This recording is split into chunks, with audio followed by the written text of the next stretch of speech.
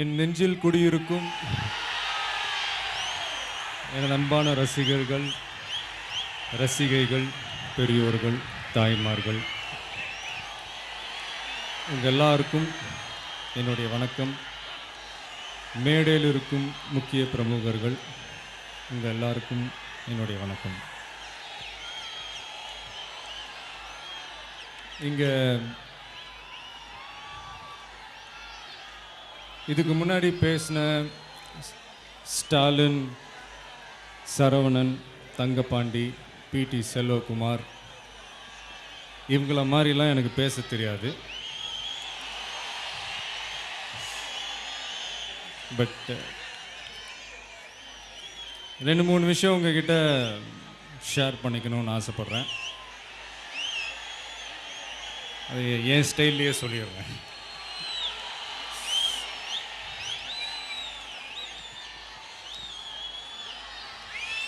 உங்கள் எல்லோரும் நினச்சி பார்க்கும் போது எனக்கு ரொம்ப சந்தோஷமாக இருக்குது. சென்னையில் நான் எந்த ஒரு நல்ல காரியம் செஞ்சாலும் அதை ஃபாலோ பண்ணி உங்கள் ஊரில் நீங்கள் செஞ்சுக்கிட்டு இருக்கீங்க. நான் ஏழைங்களுக்கு சின்னதாக ஒரு அன்னதானம் செஞ்சாலும் அதை ஃபாலோ பண்ணி உங்கள் ஊரில் செஞ்சுக்கிட்டு இருக்கீங்க. பிறந்த குழந்தைங்களுக்கு தங்க மோதிரம் போட்டால் அதையும் நீங்கள் செய்கிறீங்க. அதாவது இன்றைக்கி தங்கம் விற்கிற விலைக்கு நான் நினச்சா எத்தனை மோதிரம் வேணாலும் போடலாம். ஆனால் உங்கள் சக்தியும் மீறி ஒரு 20-30 குழந்தைங்களுக்கு நீங்கள் தங்க மோதிரம் போடுறீங்கன்னு நான் கேள்விப்படும் போது எனக்கு உண்மையிலேயே ரொம்ப ஆச்சரியமாக இருக்குது.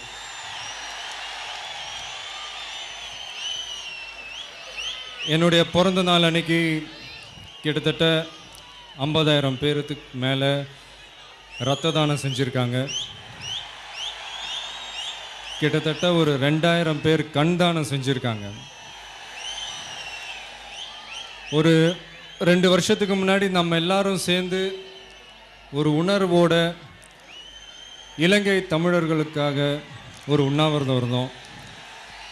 அன்னைக்கு நான் சொன்ன ஒரு வார்த்தையை நம்பி ஒரே நாளில் கிட்டத்தட்ட ஒரு 25,000 தந்தி அனுப்பிச்சிங்க ஜனாதிபதி அவர்களுக்கு. இப்போ ரீசெண்டாக பார்த்தீங்கன்னா நாகப்பட்டினத்தில் தமிழ் மீனவர்களை கொல்லப்படுவதை கண்டித்து ஒரு கண்டன ஆர்ப்பாட்டம் செஞ்சோம். தமிழ்நாடு முழுக்க மூலை முடுக்கிலேருந்து நீங்கள் எல்லாரும் வந்து அன்றைக்கி பெஞ்ச அந்த மழையை கூட பொருட்படுத்தாமல் அந்த மழையில் நின்று நீங்கள் எல்லோரும் குரல் கொடுத்தீங்க. நீங்கள் எல்லாரும் எனக்கு கிடச்சிருக்கீங்கன்னு நினச்சி பார்க்கும்போது எனக்கு ரொம்ப பெருமையாக இருக்குது.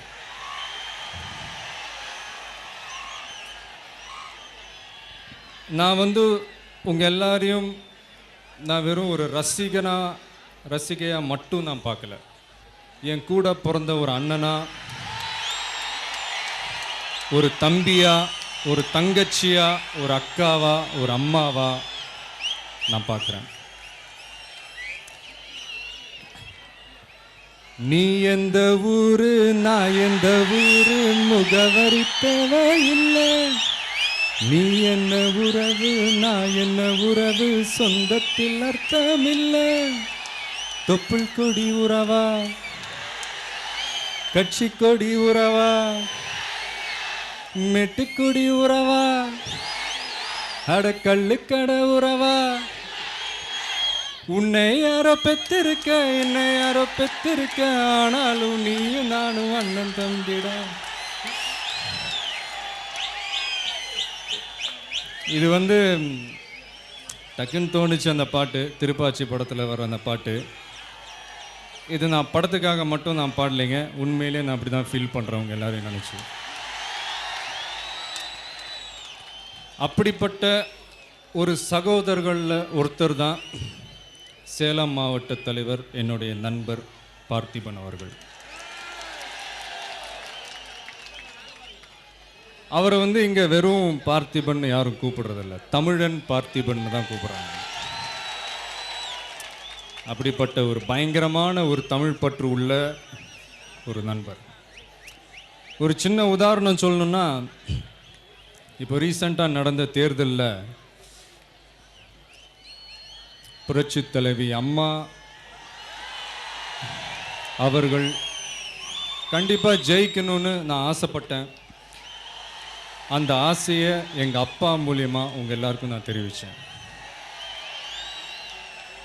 உங்களில் பலர் பல்வேறு கட்சிகளில் இருந்தாலும் நான் சொன்ன வார்த்தைக்கு மரியாதை கொடுத்து நீங்கள் எல்லாரும் ஒன்று சேர்ந்து உழைச்சிங்க.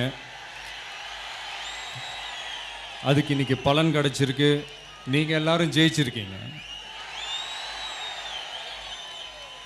அந்த தேர்தல் டைமில் எனக்கு நல்லா தெரியும் பார்த்திபன் அவர் எவ்வளவு கஷ்டங்கள், எவ்வளவு தவறான வார்த்தைகள், எவ்வளவு சிரமங்கள் வந்துச்சுன்னு எனக்கு நல்லா தெரியும். ஆனால் அதையெல்லாம் பொருட்படுத்தாமல் அதிமுகவுடைய வெற்றிக்கு ரொம்பவே பாடுபட்டார்.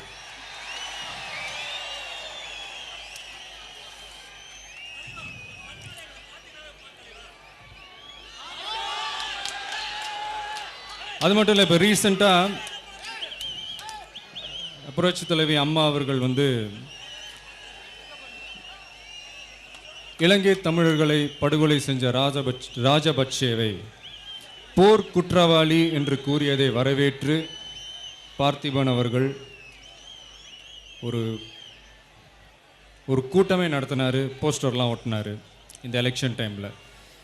அப்படிப்பட்டவர் இந்த மாதிரி ஒரு ஃபங்க்ஷன் பண்ணணுன்ட்டு என்கிட்ட கேட்டார்.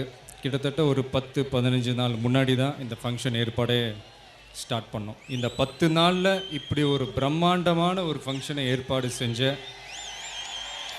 பார்த்திபன் அவர்களுக்கும் அவருடைய மன்றத்தில் இருக்கும் அத்தனை நண்பர்களுக்கும், அதுக்கு பெருசாக உதவி செஞ்ச நகர ஒன்றிய நண்பர்களுக்கும், மேடையில் இருக்கும் முக்கிய பிரமுகர்களுக்கும் என்னுடைய பெரிய நன்றியை நான் தெரிவிச்சுக்கிறேன். பார்த்திபன் அவர்களுக்கு நான் ஒரு சின்னதாக ஒரு செயின் போடணும்னு ஆசைப்படுறேன்.